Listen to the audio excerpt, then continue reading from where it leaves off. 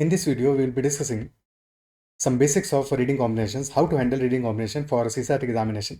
Start करते हैं session को और हम बेसिक समझेंगे पहले थोड़ा सा कि इन्फरेंस क्या है, assumption क्या है, बेसिक थीम पे बेस्ड क्वेश्चन को कैसे हैंडल करेंगे, कैसे आरसीए क्वेश्चंस को हैंडल करेंगे सीसैट एग्जामिनेशन में।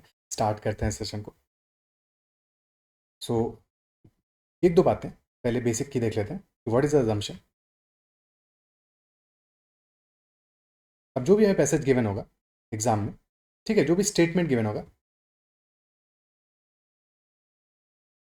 दैट स्टेटमेंट स्टेटेड फैक्ट और पैसेज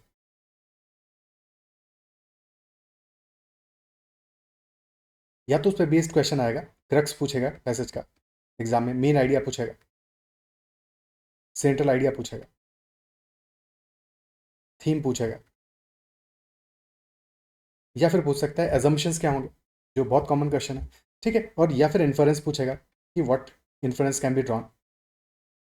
तो assumption is always before the statement. Assumption statement से पहले आता है। ऐसे समझो assumption is like a foundation, foundation to the statement, जिसपे स्टेटमेंट की बिल्डिंग खड़ी होती है। तो assumption is a foundation. Assumption सही होगा तभी हमारा स्टेटमेंट फॉलो करेगा उस पर, और स्टेटमेंट से लॉजिकली फॉलो करेगा इन्फरेंस। बट इस सारे के सारे चीज़ के लिए सबसे इंपॉर्टेंट पार्ट क्या है, क्योंकि हमें तो अल्टीमेटली स्टेटमेंट ही पता है, हमें तो पैराग्राफ ही पता होगा, उसके बेस पे ही हम आइडिया लगाएंगे कि एजम्पशन क्या हो सकता है डिपेंडिंग अपॉन ऑप्शंस क्या गिवन होंगे, और इन्फरेंस क्या हो सकता है। इन्फरेंस यानी कि कंक्लूजन, क्या हम कंक्लूड कर सकते हैं लॉजिकली गिवन इन्फॉर्मेशन के अकॉर्डिंग। ठीक है, अब क्या क्या चीज़ें जो कि नहीं करना है और क्या क्या चीज़ें जो कि करना है। एक दो बातें, जब भी कभी एक्सट्रीम वर्ड्स गिवन हो, किसी भी एजम्पशन में गिवन हो, इन्फरेंस में गिवन हो, क्रक्स में गिवन हो, जब भी एक्सट्रीम वर्ड्स गिवन हो, तो 99% केसेस में that will not be the answer. हम एग्जाम्पल भी समझेंगे, कभी कभी वो आंसर हो भी सकता है एक्सट्रीम वर्ड के बाद में भी, अगर हमारा स्टेटमेंट ही वही सेम बात कह रहा है, तो in such cases that could still be the answer. But 99% cases में extreme words should be avoided. कोई एडिशनल इन्फॉर्मेशन को अवॉइड करना है जो मैंशनड ही नहीं है हमारे स्टेटमेंट में, तो जो हमारे पैसेज में मैंशनड ही नहीं, एडिशनल इन्फॉर्मेशन कुछ भी गिवन है, उसको अवॉइड करना है। ठीक है, उसको भी अवॉइड करना है हमें पूरी तरह से, और अपना पूरा फोकस स्टेटमेंट पे करना है कि हमारा स्टेटमेंट क्या है, यानी कि पैराग्राफ क्या है हमारा, और उसके बेसिस पे जो क्वेश्चन क्या हमसे पूछ रहा है, क्योंकि सारे के सारे क्वेश्चन में कोर क्रक्स क्या है हमारा अल्टीमेटली, जो स्टेटमेंट हमसे कह रहा है। ठीक है, अब एग्जाम्पल से समझते हैं। फर्स्ट पैराग्राफ लेते हैं अपना। अच्छा, उससे पहले एक और छोटा सा एग्जाम्पल ले लेते हैं कि अजम्पशन के लिए। फॉर एग्जाम्पल कि आई एम सेइंग कि आई मेक मैथ वीडियोस। ठीक है, मैंने कहा कि I make math videos, and then math videos help students learn.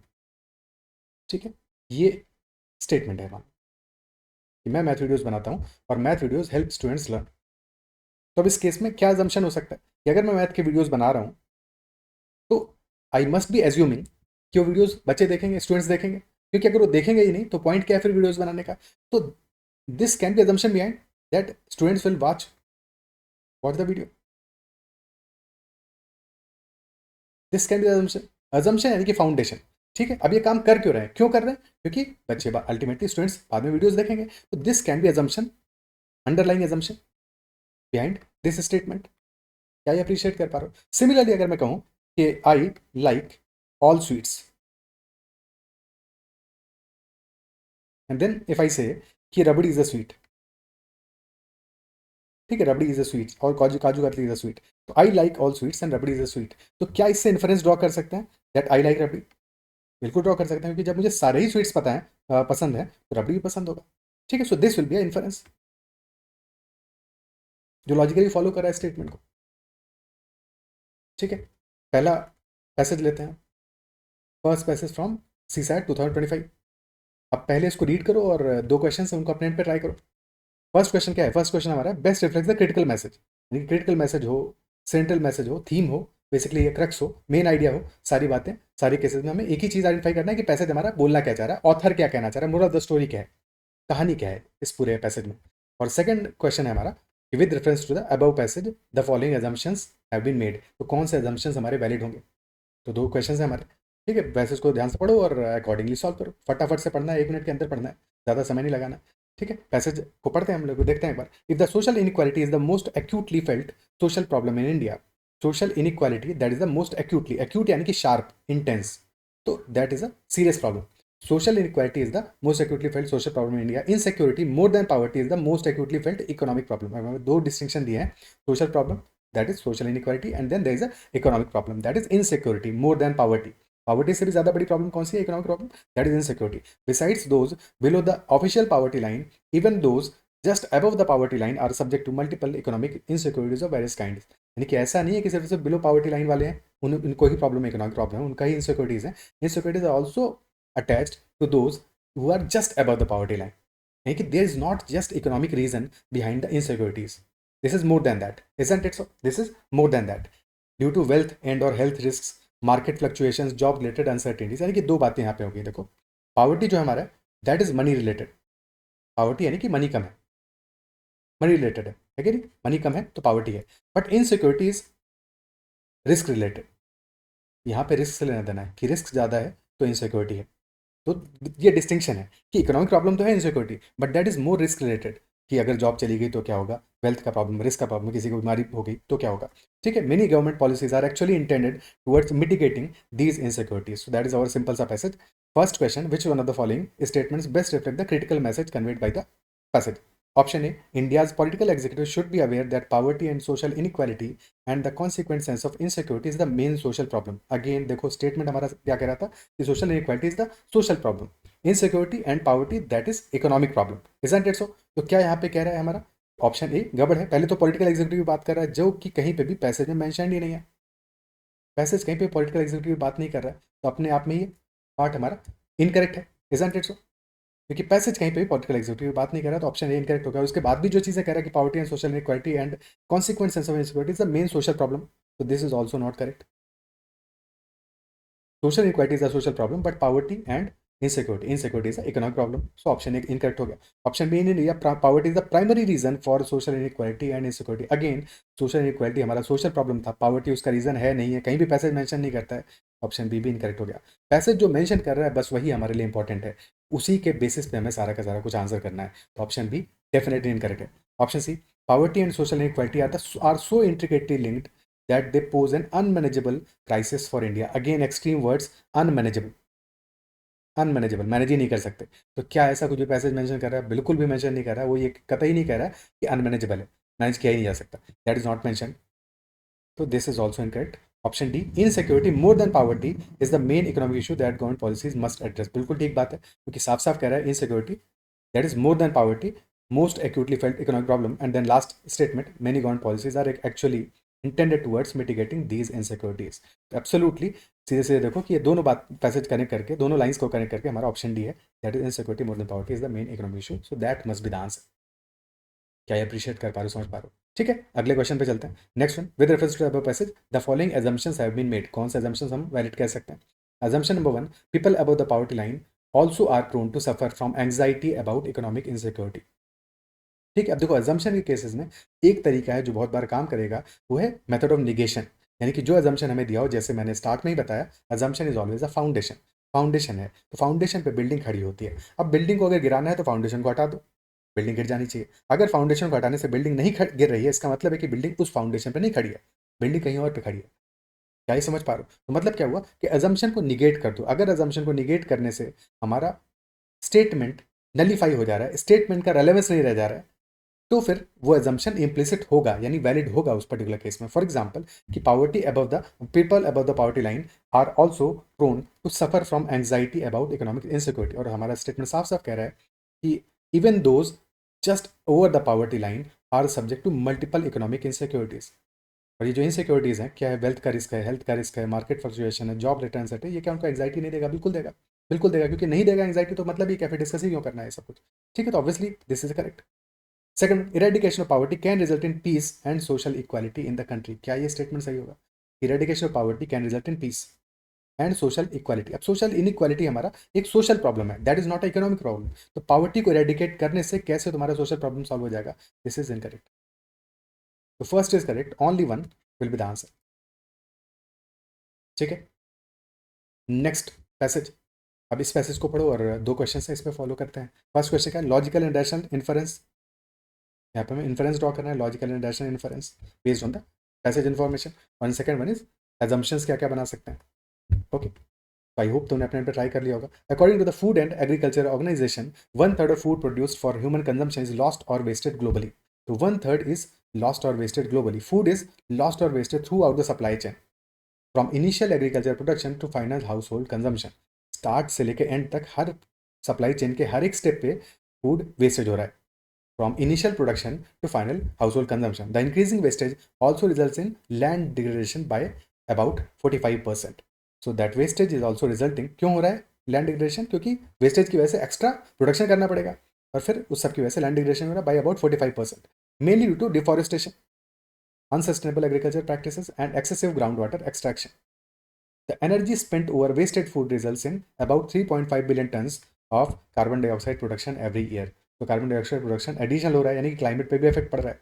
Decay also leads to harmful emission of other gases in the atmosphere. Addressing the loss and wastage of food in all forms is critical to complete the cycle of food sufficiency and food sustainability. अब इस passage में दो जगह पे चीज़ों को ध्यान दो. जब ऊपर बात कर रहा है तो कह रहा है फूड इज लॉस्ट और wasted throughout the supply chain, यानी कि किसी एक स्टेप पे नहीं है, सारे स्टेप्स पे है, हर जगह पे है, from initial production to final household consumption.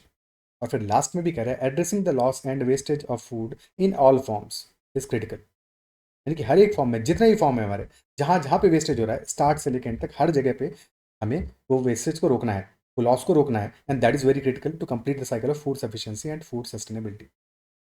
ठीक है, अब बात करते हैं क्या लॉजिकल और रैशनल इन्फरेंस हो सकता है. अब इन्फरेंसेज हमें चार गिवन है. First inference, the current methods of food distribution are solely responsible for loss and wastage of food. क्या ये सही इन्फरेंस होगा? साफ साफ हमारा पैसेज कह रहा है फूड इज वेस्टेड, लॉस्ट और wastage through out the supply chain. Production में भी वेस्टेज है, कंजम्पशन में भी वेस्टेज है, और बाकी जगह पे वेस्टेज है. तो सिर्फ डिस्ट्रीब्यूशन प्रॉब्लम नहीं है, हर जगह पे प्रॉब्लम है. तो दैट इज नॉट सोलरी, क्योंकि सोलरी लिखा हुआ है ना, अकेला रिस्पॉन्सिबल, एक्सट्रीम वर्ड है, जबकि साफ साफ हमारा पैसेज कह रहा है कि सब जगह पे प्रॉब्लम है. So this is incorrect, this is not correct influence. अगर रिस्पॉन्सिबल लिखता, सोलली हटा देता, तब ऐसा ही होता, बिकॉज डिस्ट्रीब्यूशन में प्रॉब्लम है, प्रोडक्शन में प्रॉब्लम है, कंजम्पशन में, तो डिस्ट्रीब्यूशन में प्रॉब्लम तो है. तो सोलली लिखने से सिर्फ और सिर्फ ये इनकरेक्ट हो जाता है. अगर सोलली हम वर्ड को हटा दें और फिर कहें कि current methods of food distribution are responsible for the loss and wastage of food, then this becomes correct. तब फिर ये करेक्ट इन्फरेंस हो जाता है. बट सोलली की वजह से दिस इज नॉट करेक्ट. क्या ये अप्रिशिएट कर पा रहे हो? That is why this is not correct, only because of solely. Second one, land productivity is adversely affected by the prevailing trend of food wastage and loss. तो क्या ये correct है? बिल्कुल सही बात है, क्योंकि साफ साफ हमारा पैसेज कह रहा है कि 45% लैंड डिग्रेडेशन हो रहा है, and mainly due to deforestation and unsustainable practices. Isn't it so? तो that is land productivity is adversely affected. बिल्कुल सही बात है, करेक्ट है, साफ साफ हमारा पैसेज बात कर रहा है. Third one, reduction in the loss and wastage of food results in lesser carbon footprint. अब ऑब्वियसली अगर अभी वेस्टेज ज़्यादा हो रहा है तो that is why 3.5 billion ton of additional CO2 production is happening because of that. तो एक बार वेस्टेज कम हो जाएगा तो ये प्रोडक्शन कम होगा, कार्बन फुटप्रिंट डेफिनेटली कम होगा. तो third is also connected. Directly जो बात हो रही है उसी का बेसिस पे हम इन्फरेंस ड्रॉ कर रहे हैं कि जब फूड वेस्टेज कम होगा तो ये कार्बन फुटप्रिंट भी हमारा डिक्रीज कर जाएगा. Isn't it so? तो third is also correct. Fourth one, post harvest technologies to prevent और reduce the loss and wastage of food are not available. पहली बात तो पोस्ट हार्वेस्ट टेक्नोलॉजीज की कहीं बात ही नहीं हुई है. ठीक है, this is not in the context of the passage, mention ही नहीं, आउट ऑफ कॉन्टेक्स्ट हो गया, पहली चीज़ तो बात ही नहीं है. और फिर हम ये कैसे कंक्लूड कर सकते हैं कि these are not available? Maybe they are available but other reason. ठीक है, तो ये भी कंक्लूड नहीं किया जा सकता भाई, maybe they are available but there are other reasons. Isn't it so? तो कंक्लूड नहीं कर सकते, और वैसे भी मेंशन ही नहीं है इस बारे में. तो second and third are only possible, which is option B.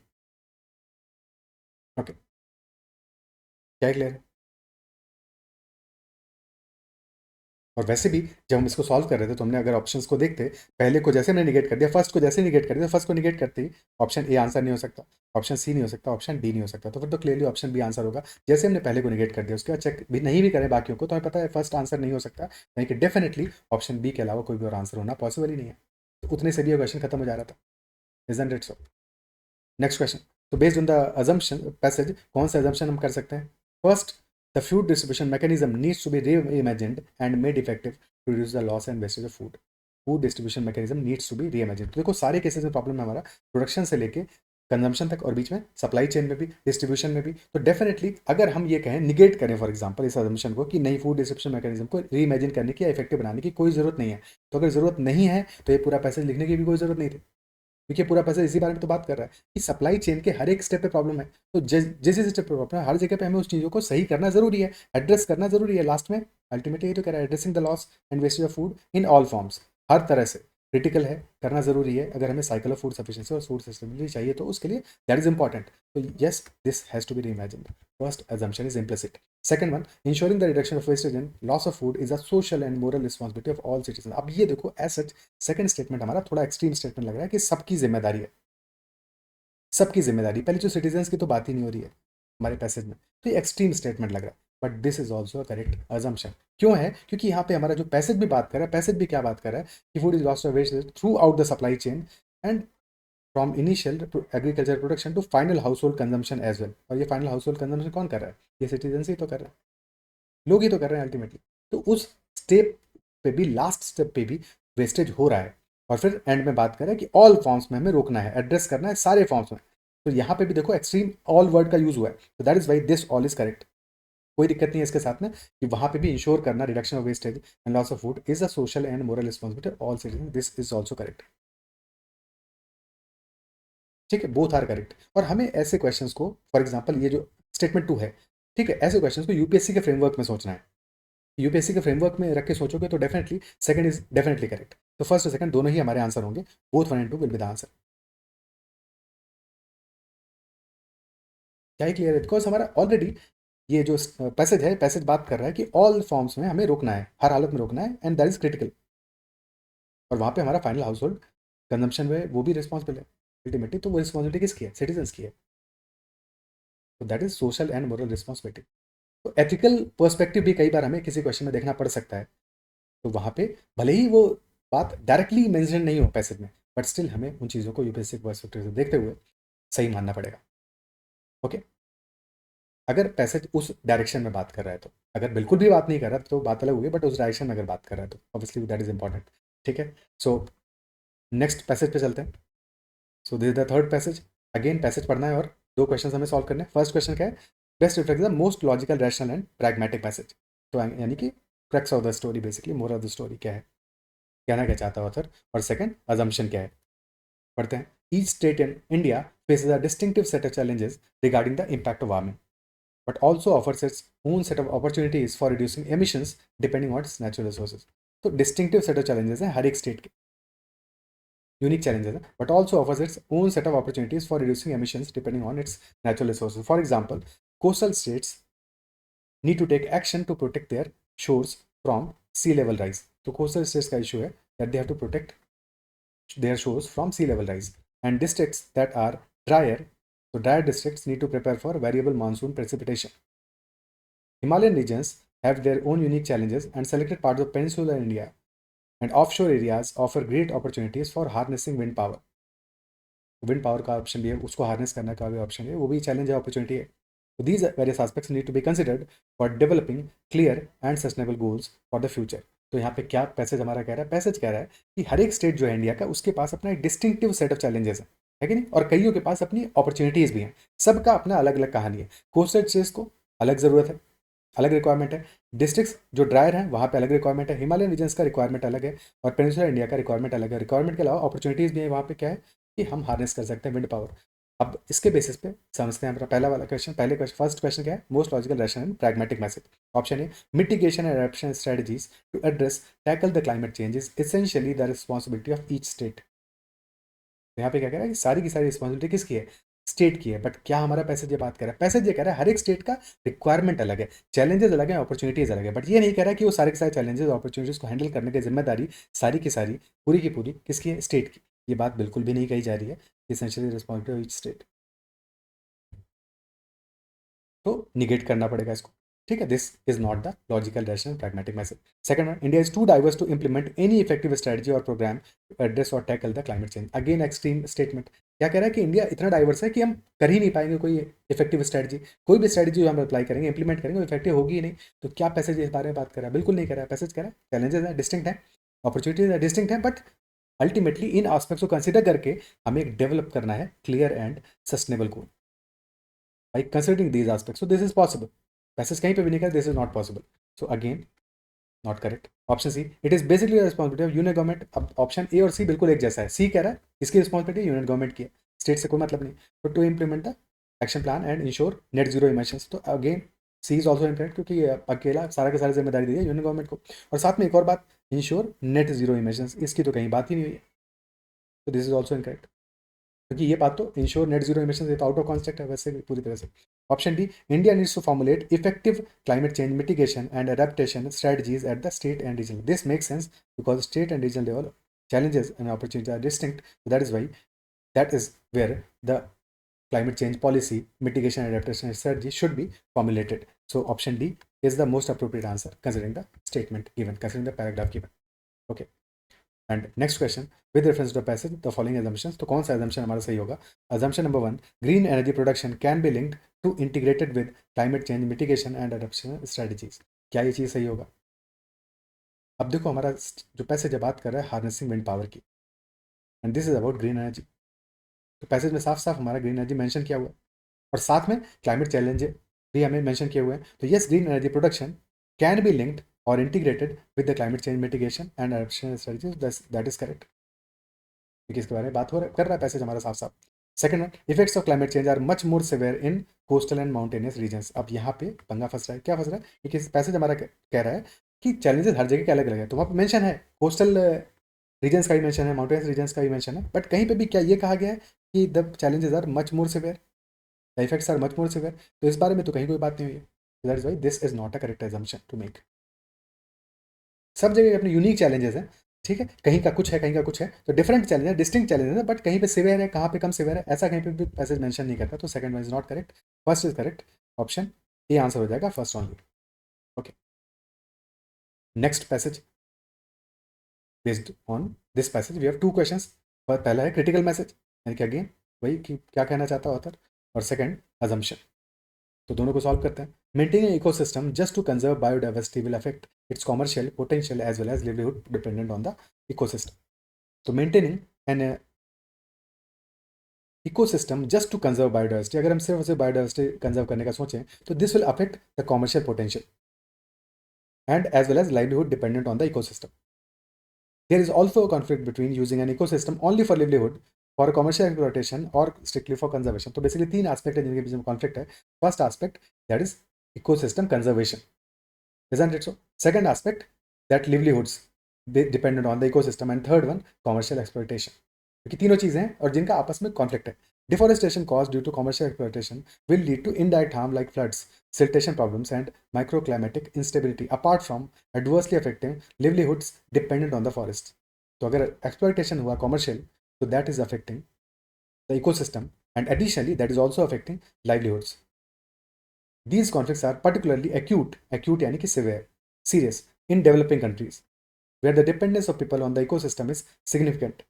यानी कि people dependence is very high, and then commercial exploitation has the potential to boost national income.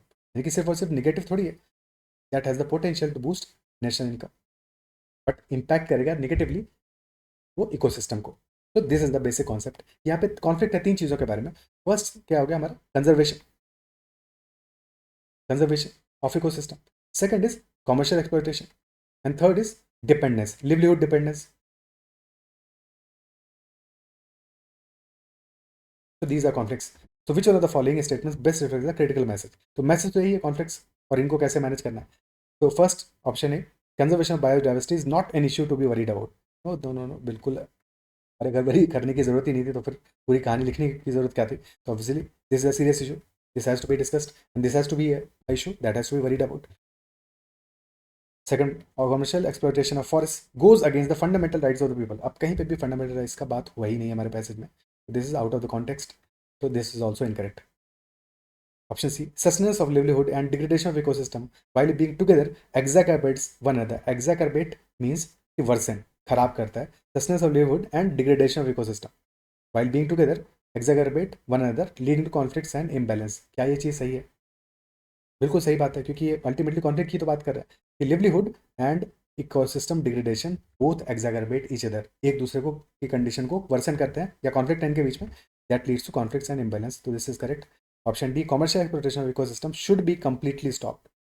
Completely stopped. कहीं पे भी पैसेज ये बात नहीं कर रहा है, पैसेज हमारा डिस्क्रिप्टिव है, डिस्क्रिप्शन दे रहा है कि ये कॉन्फ्लिक्ट है हमारे बीच में, ठीक है। कहीं पे भी प्रेस्क्राइब नहीं कर रहा है कि हमें क्या करना है और क्या नहीं करना है, तो दिस इज नॉट प्रेस्क्रिप्टिव, क्योंकि पैसेज प्रेस्क्रिप्टिव नहीं है, that is why option D completely incorrect है, option C is the most perfect answer, ठीक है, ऑप्शन सी हमारा आंसर हो जाएगा। नेक्स्ट क्वेश्चन, अजम्पशन क्या हो सकता है? First statement, no country needs to depend on ecosystem to boost national income. अब ये अगेन कैसे बात आ गई, ये साफ साफ में कह रहा है commercial acquisition has the potential to boost national income, ठीक। और अगेन पैसेज हमारा डिस्क्रिप्टिव है, कहीं भी प्रेस्क्राइब नहीं कर रहा है कि क्या करना है और क्या नहीं करना है, जबकि अजम्पशन ये बता रहा है no country needs to depend on ecosystem to boost national income, क्यों नहीं कह सकते ऐसा, ठीक है। So this is again incorrect, कहीं पे भी पैसेज ये बात मेंशन नहीं करता है। Second one, resource-rich countries need to share their resources with those of scant resources so as to prevent the degradation of ecosystems. Again, क्या कहीं पे भी रिसोर्स रिच कंट्रीज की या फिर दोज विद स्कैंट रिसोर्सेज की बात हो रहा है? कहीं पे भी बात नहीं हो रहा है, बात हुई है यहाँ पे डेवलपिंग कंट्रीज की, सिर्फ सिर्फ डेवलपिंग कंट्रीज की बात हुई है कि these conflicts are particularly acute in developing countries where the dependence of people on the ecosystem is significant, ठीक है। बट उनके अलावा भी बाकी कंट्रीज की बात नहीं हुई है कि कॉपरेशन की बात हुआ, शेयरिंग रिसोर्सेज की बात हुआ, तो कहीं भी ये पैसेज हमारा इस बारे में बात नहीं करता है, ठीक है। और ये resource rich countries and developed countries are different thing, scant resources on developing countries, those are different thing, so in any case this is not an assumption for the given passage, so both are incorrect, option D हमारा answer होगा, that neither one nor two can be considered implicit or valid in this particular case। क्या appreciate कर पा रहे हो? ठीक है, so these were some examples जो कि हमने लिए और टू डिस्कस द फंडामेंटल्स और the concepts for handling RC passages in the examination, ठीक है। और तुम्हारे फोकस क्या होना चाहिए कि तुमको कोशिश ये करना है कि एग्जाम में जब तुम पैसेज को पढ़ो तो पैसेज को पढ़ते समय तुम्हारा जो टाइम है 40 से 50 सेकंड्स में तुम पैसेज को पढ़ दो, अगर पैसेज का लेंथ पे डिपेंड करता है, बट इन मोस्ट केसेस जो पैसेज का लेंथ है अगर वो हमारा ऐसा है कि 40 से 50 सेकंड्स में उसको कवर अप कर लो और उसके बाद में फटाफट से क्वेश्चन पे चले जाओ।